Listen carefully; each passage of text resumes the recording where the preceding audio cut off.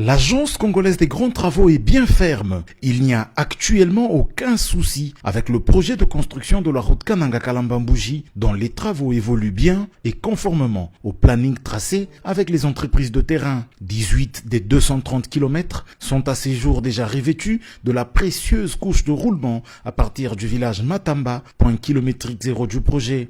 La belle route évolue, dépassant le village Chamatengu et vise désormais les villages Kalongampoi et les localités avoisinant le village Kambundi. Pour la gestion des eaux dans cette zone à forte pluviométrie, des caniveaux et des filets d'eau sont systématiquement mis en œuvre sur tout le linéaire du projet. Plusieurs passages sous route sont également prévus par les études réalisées par la firme BK qui exécute la mission de contrôle de ce projet vital pour le Kasaï central.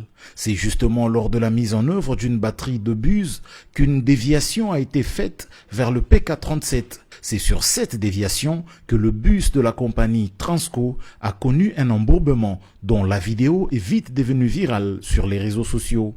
Les précisions du chef de mission de l'Agence congolaise des grands travaux sur ce projet, l'ingénieur Serge Kabengele Diboué. Il y a les bruits qui courent que la route est coupée en deux, le trafic est interrompu.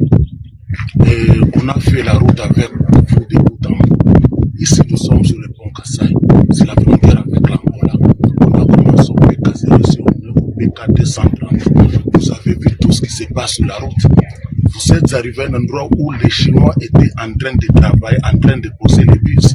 Mais quand les profanes arrivent, ils voient les Chinois couper la route, couper les bus en train d'être posés.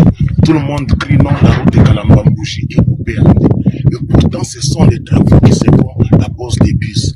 Alors nous sommes là, contrairement à tout ce qui s'est dit, vous-même vous avez parcouru la route. Et les travaux évoluent. Les images qu'on a diffusées dans les réseaux sociaux pour dire que non, il y a les transports qui s'est embourbé, les camions sont là en train de s'embourber. Ce n'est pas sur l'axe de la route. Et quand les Chinois posent les bus, le trafic n'est pas interrompu. Ils ont fait des déviations que vous empruntez en attendant qu'ils finissent les travaux et posent des crises.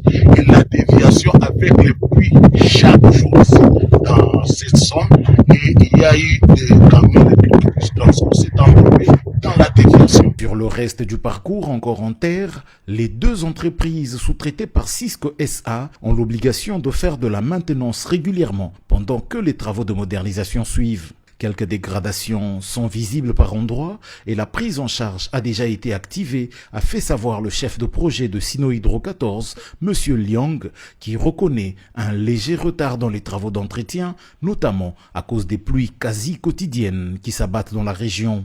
Je suis le chef de projet de praticabilité. Le travaux, c'est déterminé le 2025 octobre. Ce travail-là, c'est déterminé. Maintenant, le chantier, c'est toujours faire le travaux de faire l'entretien. Il est à noter que ce projet est prévu pour être livré d'ici fin 2027.